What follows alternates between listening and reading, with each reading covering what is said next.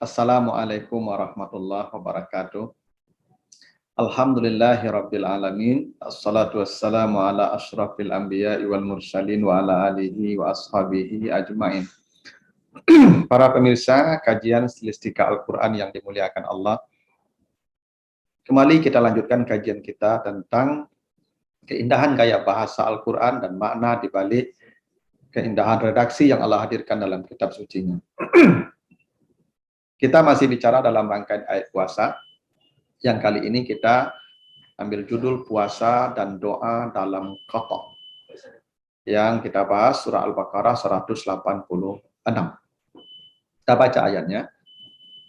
A'udzubillahi minasyaitonirrajim. Wa iza sa'alaka ibadi anni fa inni qarib ujibu da'watad da'i iza da'ani. Falyastajibuli wal yu'minu bi la'allahum yarsyudun. Dan apabila bertanya kepada engkau Muhammad hamba-hambaku tentang aku, maka sesungguhnya aku dekat dengan mereka.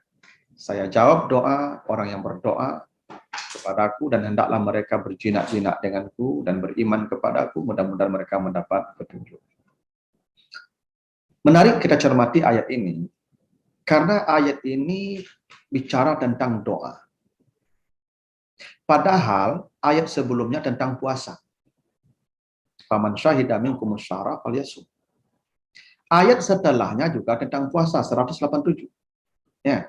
Kata Allah, "Uhilla lakum lailatas syiyam ar-rafas ila nisaikum." Dan seterusnya. Itu puasa. Jadi ayat 185 puasa, 187 puasa. Tapi 186 tentang doa. Kenapa Allah selipkan tentang doa di tengah ayat puasa? Kan semua ini berangkaian ayat puasa. Mulai 183 itu puasa sampai 187. Tapi 186 Allah bicara tentang doa. Ujibu da'watad da'i iza da'an. Kenapa? Kan sepertinya ini tidak terkoneksi dengan sebelum dan sesudahnya. Kita bicara puasa, tapi di tengah ada pembicaraan tentang doa. Ini yang menjadi isyarat dari Allah bahwa di tengah-tengah puasa, kira-kira begitu. Di tengah-tengah Anda berpuasa, maka perbanyaklah berdoa. Sepanjang Anda berpuasa, perbanyaklah doa kepada Allah. Kenapa? Fa inni qarib. Karena saya begitu dekatnya dengan orang yang berpuasa. Kenapa kita suruh berdoa? Karena ketika manusia kelaparan, Allah berada dekat dengannya. Karena dalam hadis disebutkan ada dua manusia yang dekat dengan Allah. Maka di dua itu manusia suruh banyak berdoa. Satu ketika sujud, kata Nabi. Aqrabu ma yakunul abdu min rabbihi wa huwa sajidun fa aksiru fihi du'a. Yang paling dekat hamba dengan Tuhan ketika bersujud, maka perbanyaklah berdoa ketika bersujud. Karena ketika bersujud, kata Nabi, yang tazala syaitan yabki, setan lari tunggang langgang sambil menangis. Orang kalau bersujud, setan lari. Maka ketika itu dia dekat dengan Allah, maka perbanyak doa ketika sujud. Dan yang kedua, ketika perutnya lapar. Orang kalau kelaparan, dia dekat dengan Allah. Makanya nanti di akhirat ada sebuah hadis menjelaskan kita akan dipanggil Allah, ya fulan, dulu saya kelaparan, kau tak datang mengantarkan makanan. Dulu saya sakit, kau tak menjenguk saya. Lalu kita bertanya, ya Rabb, anta Rabb. Engkau Tuhan, kok bisa engkau sakit? Kok bisa engkau lapar? Apa kata Allah? Ada tetanggamu yang kelaparan. Kau tak datang mengantarkan dia makanan. Andai kau antarkan dia makanan, engkau mendapati saya bersama dia ketika itu. Ada temanmu sakit, kau tidak menjenguknya. Kalau kau datang, engkau dapatkan saya bersama dia ketika itu. Apa makna hadis itu? Bahwa Allah bersama orang yang kelaparan. Allah berada dekat dengan orang yang kelaparan. Orang yang puasa perutnya sedang lapar. Maka dia berada dalam kondisi yang sangat dekat dengan Allah. Itu kenapa Allah katakan, fa inni qarib, saya dekat. Saya jawab doa mereka. Itu kenapa dalam sebuah hadis disebutkan, salasu da'watin la turat, ada 3 doa yang tidak pernah ditolak oleh Allah. Ada 3 doa yang tidak ditolak oleh Allah. 1 da'watul walid liwaladihi, doa ayah. Jadi memang disebutkan ayah, bukan berarti ayah saja, ibu juga. Tapi memang doa ayah lebih diterima Allah ketimbang doa ibu. Ya begitu bahasa Nabi, hadisnya begitu. Allah Nabi tidak mengatakan dakwatul walidain, tapi dakwatul walid. Kenapa doa ayah lebih utama? Ya karena memang ya ayah ini ibadahnya lebih banyak, lebih dekat dengan Tuhan. Makanya ibu-ibu kan paling banyak masuk neraka tuh. Dalam sebuah hadis saya kan begitu, yang paling banyak masuk neraka kan ibu-ibu. Ya tapi doa ibu sama lah dengan doa ayah, tidak ada bedanya. Cuma ini keutamaan ayah dalam soal doa ya. Kalau berbakti, oh ibu 3 kali lipat. Ibumu, ayahmu benar. Tapi dalam soal doa memang doa ayah. Bukan doa ayah saja, ibu sama saja. Maka cerita ada seorang ahli ibadah dulu Juret namanya kan, dia celaka hidupnya karena ibunya salah doa. Nah itu doa ibu juga dikabulkan. Jadi bapak ibu nih jangan salah doa untuk anak. Ya kalau sakit singgung ya oleh anak jangan salah doa. Allah tidak akan pernah menolak doa orang tua. Tidak akan pernah tolak.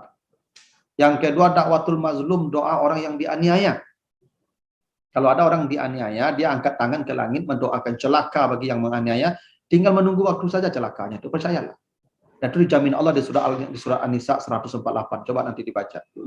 Ya, bahwa orang yang dianiaya kalau berdoa keburukan, Allah cinta dengan doanya itu. Allah kabul doanya. Dan orang yang menzalimi itu akan menunggu hari saja itu celakanya itu.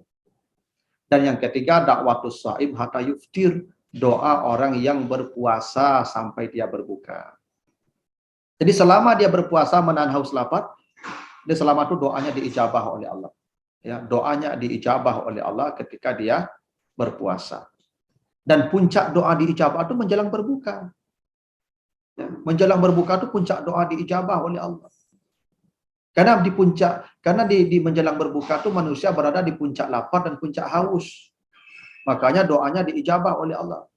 Karena dia berada di puncak lapar, di puncak haus. Itu makanya setan tidak senang manusia di waktu-waktu itu beribadah di menjelang berbuka itu, makanya semua orang ditariknya keluar rumah tuh sore itu. Jadi ngabuburit itu tuh program setan itu. Ini jangan keluar-keluar juga sore itu. Ya cari berbuka tuh sebelum itulah. Ya menjelang berbuka tuh perbanyak doa. Karena kalau ya keluar rumah itu kita kehilangan kesempatan berdoa itu. Itu waktu terbaik karena berdoa tuh ada waktunya, ada tempatnya yang paling diijabah. Kalau tempatnya di mana? Ya ada di Multazam, ada di Makam Ibrahim, ada di Hijr Ismail, di Masjid Haram, di Masjid Nabawi, di masjid-masjid, itu tempat-tempat diijabah. Karena Allah ya berada dekat ya ketika kita berada di sana.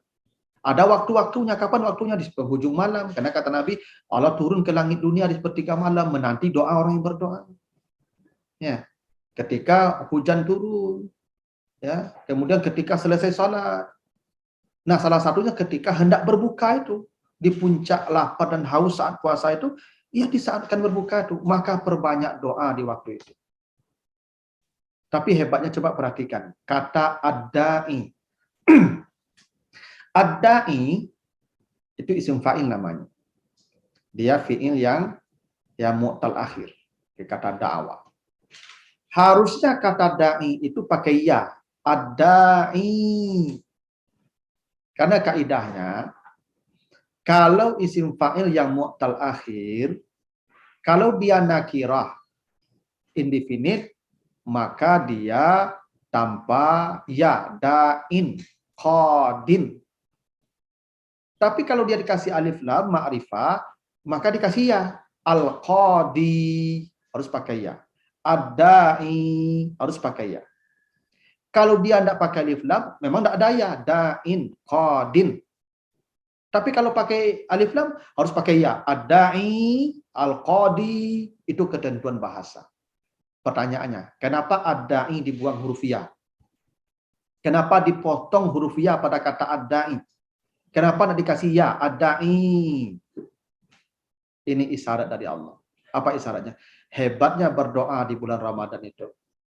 Jangankan doa yang utuh, doa yang lengkap, doa yang terpotong-potong pun dijawab oleh Allah. Doa yang tidak lengkap pun dijawab. Seperti tidak lengkapnya kata ad-da'i. Doa yang sepenggal pun dijawab seperti sepenggalnya kata ad-da'i. Dipotong satu huruf. Rabbana atina fid dunya hasanah wa fil akhirati hasanah wa qina azabannar. Itu doa lengkap. Doa utuh namanya.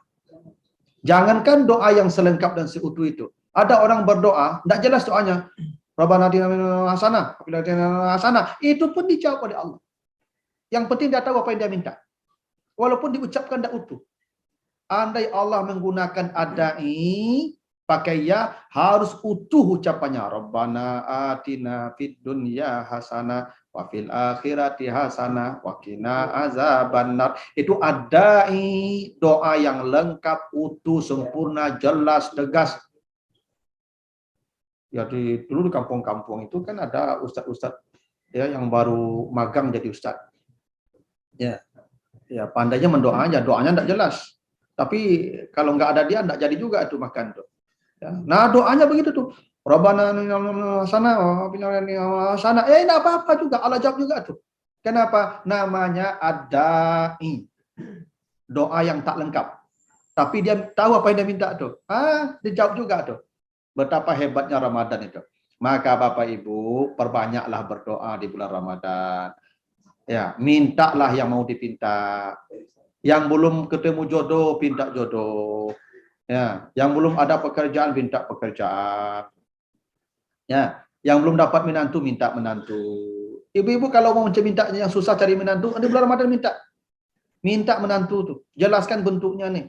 Ya, gagah, tinggi, PNS, ya, putih kulitnya, berjenggot orangnya. Jelaskan ciri-cirinya biar Allah ya jawab sesuai permintaan kita tuh. Ya begitu namanya adai. Jangankan doa yang lengkap, doa yang tak lengkap pun dijawab. Maka selama Ramadan perbanyaklah berdoa kepada Allah. Itulah kenapa rahasianya Allah selipkan perintah doa di tengah ayat puasa, bahwa di tengah puasa berdoa amal yang paling ditunggu oleh Allah dari orang yang berpuasa. Begitu, lebih kurang mohon maaf. Wassalamualaikum warahmatullahi wabarakatuh.